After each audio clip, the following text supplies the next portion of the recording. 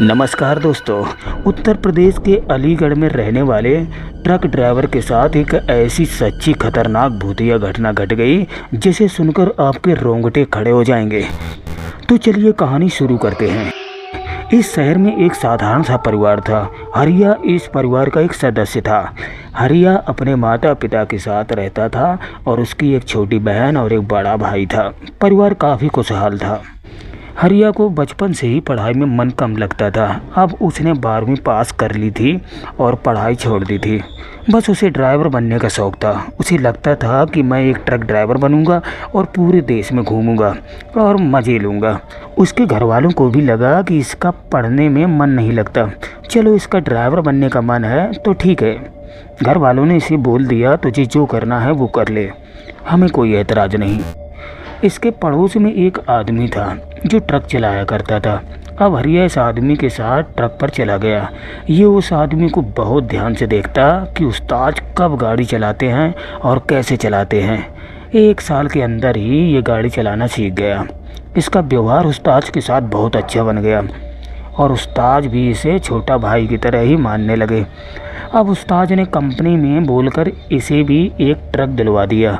अब ये छोटी छोटी ट्रक मारने लगा। मालिक भी इससे बहुत खुश था।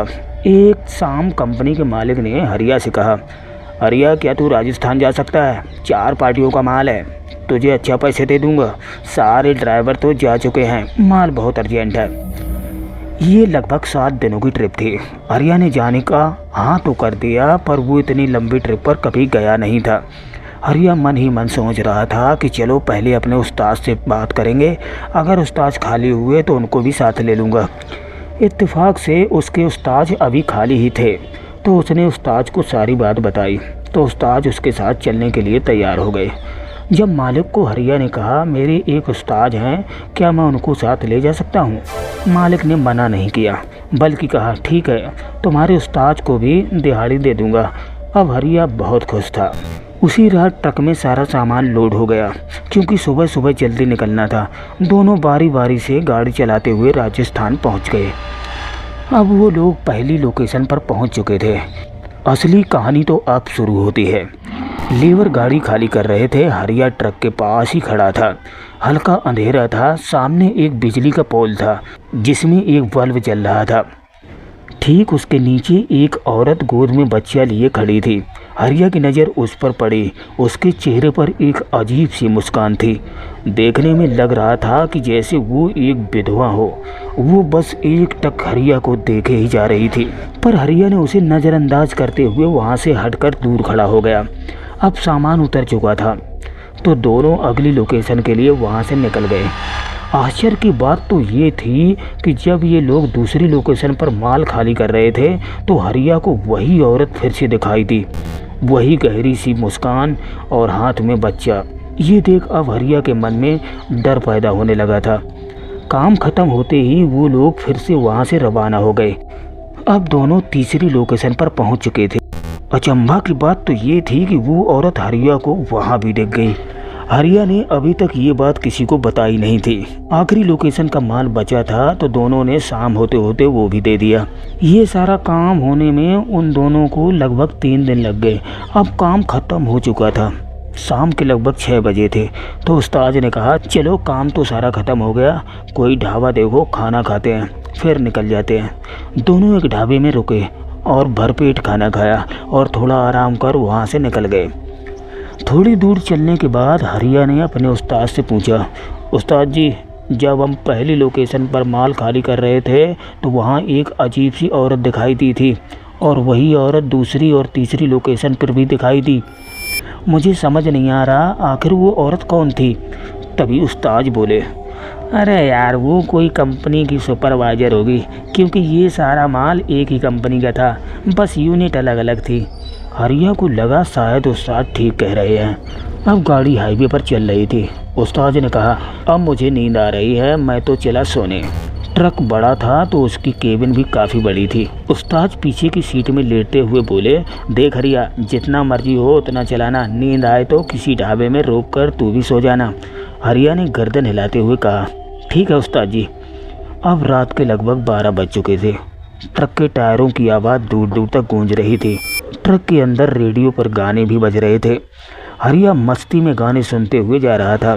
तभी हाईवे के बीचों बीच वही औरत खड़ी दिखाई दी और इसे रुकने का इशारा भी करती है। हरिया ने पास जाकर ट्रक रोक दिया। औरत कहती है, भैया जी थोड़ा आगे जाना है, प्लीज़ बैठा लो, मैं उसी कंपनी में काम करती हूँ जहाँ आप माल छोड़ने गए थे। हरिया ने सोचा औरत विपत्ति में है, चलो बैठा लेते हैं। हरिया ने कहा, हाँ हाँ आ जाओ ऊपर। अब औरत कंडक्टर साइड में बैठी हुई थी। उसके हाथ में वही बच्चा था। बच्चे का चेहरा दुपट्टे से ढका हुआ था। उस्ताद जी तो घोड़े बेचकर गहरी नींद में सो रहे थे। थोड़ी दूर चलने के बाद हरिया उस औरत से, आपका क्या नाम है? औरत ने कोई जवाब नहीं दिया। हरिया ने फिर पूछा, आप कहाँ उतरेंगी? उसने फिर भी जवाब नहीं दिया। हरिया को अब डर का एहसास होने लगा था। तभी खिड़की से एक तेजी से हवा का झोंका आया और बच्चे के चेहरे से दुपट्टा हट गया। हरिया की नज़र जब बच्चे पर पड़ी तो चेहरा देखकर वो डर गया। बच्चा मरा हुआ काली मिट्टी की तरह लग रहा था। अब हरिया की एक नज़र हाईवे पर तो दूसरी नज़र उस औरत की तरफ थी। तभी हरिया ने हिम्मत कर उस औरत से कहा, आप जल्द से जल्द उतर जाओ, आगे मैं नहीं जा सकता। ये सुनते ही औरत ने गुस्से से घूरते हुए हरिया से कहा, तू गाड़ी चला, जाओ उतरना होगा मैं बता दूंगी। ये सुनकर हरिया के रोंगटे खड़े हो गए। हरिया ने उस्ताद को आवाज़ लगाई पर उस्ताद तो नींद में धुत थे। हरिया ने हिम्मत कर गुस्से से कहा, आप आखिर जाओगी कहाँ? ये सुनते ही वो औरत ज़ोर से चीखी और चलती गाड़ी से कूद गई। हरिया ये देख हड़बड़ा गया। गाड़ी का बैलेंस बिगड़ गया और गाड़ी रोड के किनारे एक पेड़ में जा टकराई। उस्ताद हड़बड़ाते हुए उठे, अरे अरे क्या कर रहा है? नींद आ रही थी तो गाड़ी रोक लेता। अब दोनों ट्रक के बाहर आ चुके थे। उस्ताद ने हरिया से कहा, अरे तू ठीक है ना? ये सुनकर हरिया जोर से हंसने लगा, मुझे कुछ नहीं होगा। और एक ही पल रोते हुए कहने लगा, वो मुझे नहीं छोड़ेगी, मार देगी मुझे, मेरे पीछे पड़ गई है। तभी उस्ताद कहते हैं, अरे ठीक है तू? तभी हरिया कहता है, हाँ मैं ठीक नहीं हूँ, मैं नहीं हूँ ठीक। उस्ताद ने कहा, चल ट्रक के अंदर, चल पानी पी ले। अब हरिया अंदर जाने से मना कर देता है। डर के कारण बुरी तरह से कांप रहा होता है। उस्ताद समझ जाते हैं कि इसे कोई बाहर की हवा लग गई है। अब उस्ताद जैसे तैसे उसे ट्रक के अंदर बैठा देते हैं। ट्रक का ज़्यादा कुछ बिगड़ा नहीं था, अभी वो चालू हालत में ही था। उस्ताद वहाँ से ट्रक चालू कर आगे निकल जाते हैं। उस्ताद को तो इस रास्ते का तो पता ही था क्योंकि वो तो 15 साल से ट्रक चला रहे थे। थोड़ी दूर चलने के बाद उस्ताद ट्रक को शिव मंदिर के पास रोक देते हैं और मंदिर के पुजारी को जगाते हुए उसे सारी बात बताते हैं। हरिया को अभी भी झटके आ रहे थे और कुछ बड़बड़ा रहा था। पुजारी जी से झाड़ा लगवाकर उस्ताद हरिया के घर फ़ोन कर सारी बात बता देता है। उस्ताद को अब लगने लगा था कि अब इसे किसी अस्पताल में ही दिखाना पड़ेगा। उस्ताद वहाँ से निकलकर हरिया को एक अस्पताल में भर्ती करा देते हैं। हरिया के अंदर अभी भी वही डर और खौफ था। वो पूरी तरीके से डरा हुआ था। डॉक्टर इसका ट्रीटमेंट करना शुरू कर देते हैं। सुबह हो चुकी थी तो हरिया के परिवार वाले भी आ चुके थे। डॉक्टर ने हरिया के एक्सरे, सीटी स्कैन और सारी रिपोर्ट करवा ली, पर क्या बीमारी है इसका कुछ पता नहीं चल रहा था। हरिया के शरीर में चोट के एक निशान भी नहीं था। वो बस एक ही बात बोल रहा था कि वो मुझे नहीं छोड़ेगी। हरिया के परिवार वालों ने डॉक्टर से कहा, आप ऐसी दवा दे दो कि वो बड़बड़ाना बंद कर दे। डॉक्टर ने 15 दिन की दवा दी। हरिया ने 2 दिन दवा खाई तो उसे काफ़ी आराम मिला और उसने बड़बड़ाना भी कम कर दिया, पर उसकी हालत दिन ब दिन ख़राब होती जा रही थी और वो शांत रहने लगा और कभी खाना खाता और कभी नहीं खाता। दिन में सिर्फ 2 रोटी ही खाता था। ऐसे लगभग 3 महीने गुजर गए। इसके घर वालों ने इसे बाबा को दिखाया, हकीम को दिखाया और तांत्रिक को भी दिखाया, पर तीनों को दिखाने के बाद भी उसमें कोई असर नहीं आ रहा था। एक दिन इसने अपने माँ को बताया कि सपने में मुझे एक भयानक सी औरत दिखाई देती है और वो मुझे छोड़ेगी नहीं। घर वालों को लगता है कि इसका दिमागी संतुलन ठीक नहीं है। अगर कोई भूत प्रेत का चक्कर होता तो इतनी झाड़ फूंक के बाद तो ठीक हो जाता। अब हरिया सूख कर लकड़ी हो गया था और तबीयत भी खराब होने लगी थी। घर वाले इसे फिर से अस्पताल में भर्ती करा देते हैं, पर अस्पताल में तीसरे दिन इसकी मौत हो जाती है। जी हाँ, रोज़ बड़बड़ाता रहा, रोज़ हरकतें करता रहा और जब इसकी सांसें रुकने वाली थी तब भी यही कह रहा था, मुझे लेने देखो, वो आ गई, कोई इसे तो रोको, रोको प्लीज़। ऐसे इसकी मौत हो जाती है। इसके घर पर ऐसे मातम छा जाता है जिसको हम बयां नहीं कर सकते। इसके साथ क्या हुआ था ना डॉक्टर और ना कोई तांत्रिक पता नहीं कर पाए इसको कौन सी बीमारी थी।